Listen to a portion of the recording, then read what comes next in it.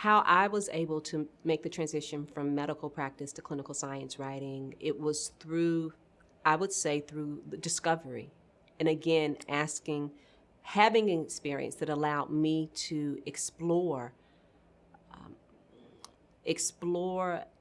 an area outside of medicine. And that was during the time when I was at Yale, and we had the thesis requirement where I wound up writing my first book.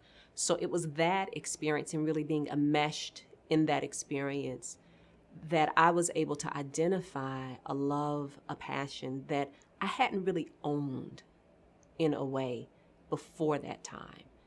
And it's like once you know who you are, there's no disregarding that, right? Once you know what brings you alive, there's no disowning that, right? Because again, you know that this is your gift to bring to the world, and more than it's a gift to you also, right? So once I realized that, then I knew that writing was going to be a part of how I shared who I am in the world. What that looked like, I had no idea. I had absolutely no idea. So I was able to make the transition primarily in faith that if I follow my heart and what speaks to me, that a way will be made.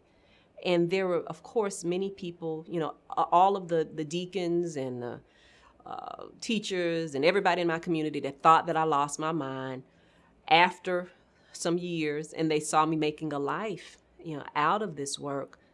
They changed their mind. They came around.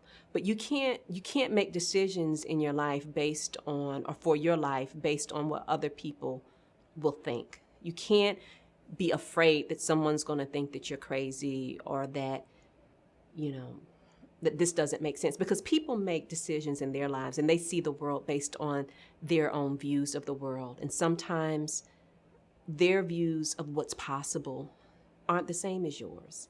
So you have to look to yourself and really ask yourself, what do I want? What's going to make my heart sing? What do I have to bring to the world? And you own that, because that's yours. That is uniquely yours. You own that and you guard that with everything that you have. And so, and I trust you that the naysayers and all of that, as you move forward and you're able to manifest your vision into a reality, they will sit back in awe. You don't do it for them, don't get me wrong, okay? Because you never do. But those voices will quiet down and they will marvel at what you're able to do, in the life that you've created for yourself. So I was able to make that transition from medicine to the work that I do now by listening to myself, by having friends around me and people around me who honored me.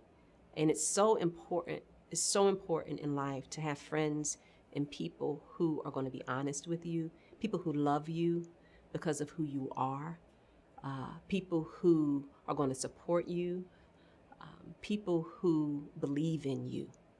And it's because I think of just my conviction of knowing, okay, this is what I want to do now, and being willing to follow that, and then having these people around me, that I was able to make that transition. And it wasn't easy. I didn't have a roadmap.